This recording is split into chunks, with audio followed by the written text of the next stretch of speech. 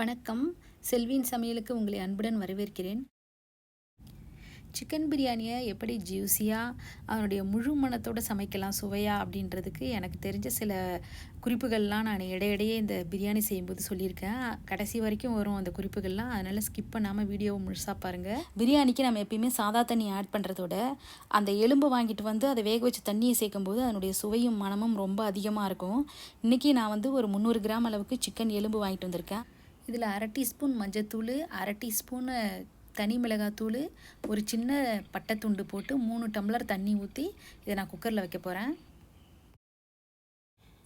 இப்போ அடுப்பை ஆன் பண்ணிவிட்டு குக்கரை மூடிடுவோம். நல்லா வந்து ஸ்டீம் வந்ததும் அதில் வெயிட் வால்வு போட்டுடணும். உடனே அடுப்பை வந்து சிம்மில் வச்சுடணும். இந்த சிம்லேயே 2 மணி நேரம் அந்த சிக்கன் வந்து உள்ளார நல்லா வேகணும். 2 மணி நேரம் ஆயிடுச்சு. இப்போ நான் திறக்கிறேன். ஸ்லோ குக்கிங் பண்ணுறதெல்லாம் அந்த சிக்கன் போனில் இருக்கக்கூடிய சத்து, சுவை, மணம் எல்லாமே வந்து அந்த தண்ணியில் நல்லா இறங்கிடும். அதுதான் அந்த ஸ்லோ குக்கிங் பண்ணுறதுனுடைய ப்ளஸ் பாயிண்ட்டு. இப்போது ஒரு கிண்ணத்தில் பெரிய ஸ்பூனால் 3 ஸ்பூன் அளவுக்கு கெட்டி தயிர் போட்டுக்கலாம். 1/2 டீஸ்பூன் அளவுக்கு மஞ்சத்தூள் போட்டு இதை மிக்ஸ் பண்ணிக்கலாம். இன்றைக்கி நான் கோழியினுடைய தொடைப்பகுதி வாங்கியிருக்கேன். இதுதான் ரொம்ப ஜூஸியாகவும் சிக்கன் பிரியாணிக்கு சுவையாகவும் இருக்கும். இதை வந்து நல்லா கழுவிட்டு இந்த தயிரில் போட்டு நம்ம சேர்த்து வைக்கணும். இப்போ நீங்கள் உப்பு போடக்கூடாது. இதை 1 மணி நேரம் மேரினேட் பண்ண வைக்கணும். உப்பு போட்டு மேரினேட் பண்ணோன்னா அந்த இறைச்சிக்குள்ளே இருக்கிற தண்ணியெல்லாம் வந்து வெளியே வந்துடும். கறியினுடைய சுவை கொஞ்சம் சக்க மாரி ஆகிடும். இதை ஒரு அலுமினியம் ஃபாயிலில் இல்லைன்னா ஏதாவது ஒரு மூடி போட்டு நம்ம அதை ஓரமாக ஒரு 1 மணி நேரம் அப்படியே வச்சிடலாம். ஒரு குக்கர் பேன் எடுத்துக்கலாம். அது நல்லா சூடானதும் அதில் ஒரு 40 மில்லி நம்ம எந்த சமையல் எண்ணெய் யூஸ் பண்ணுறோமோ அதை போட்டுக்கலாம். எண்ணெய் சூடானதும் 2 துண்டு பட்டை போடணும், ஒரு பிரிஞ்சி இலை, 3 கிராம்பு, ஒரு அன்னாசிப்பூ, ஜாவுத்திரியில் ஒரு பாதி அளவு, 2 ஏலக்காய், பெருஞ்சீரகம் 1/2 டீஸ்பூனு, கல்பாசி வந்து ஒரு சின்ன துண்டு போட்டிருக்கேன். இது நல்லா வாசனையை அதிகப்படுத்தும். இதை வந்து நல்லா வந்து நம்ம எண்ணெயில் வறுத்துக்கலாம்.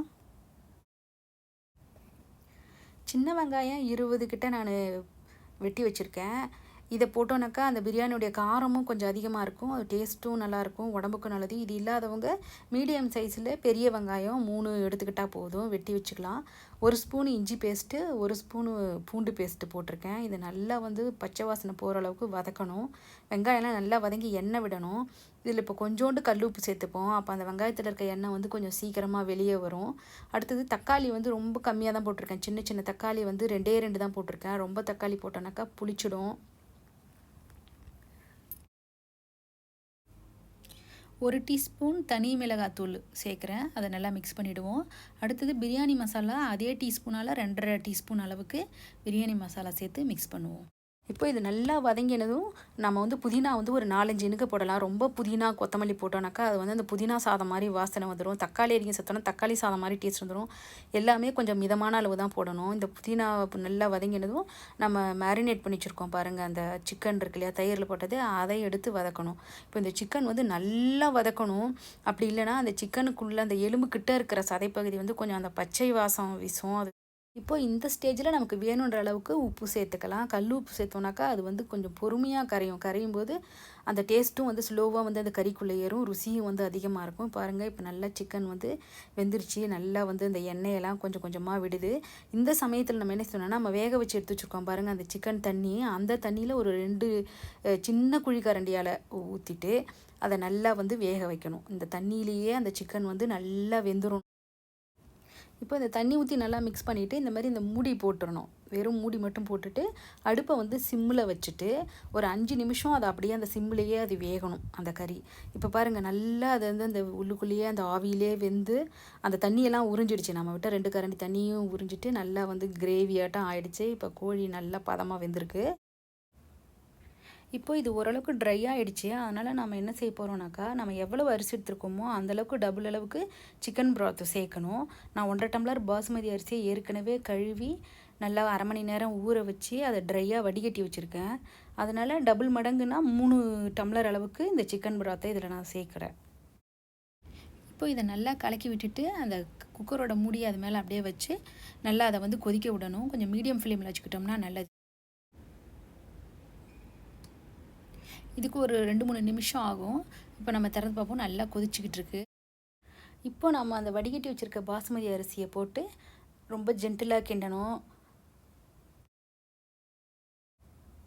கிண்டி விட்டுட்டு அதே மீடியம் ஹீட்லேயே கொஞ்சம் அந்த மூடியை போட்டு ஒரு 2 நிமிஷம் வச்சுருப்போம். இப்போ பாருங்கள், இப்போ திறந்து பார்த்தா கொஞ்சம் ஓரளவுக்கு அரிசி வெந்துருச்சு.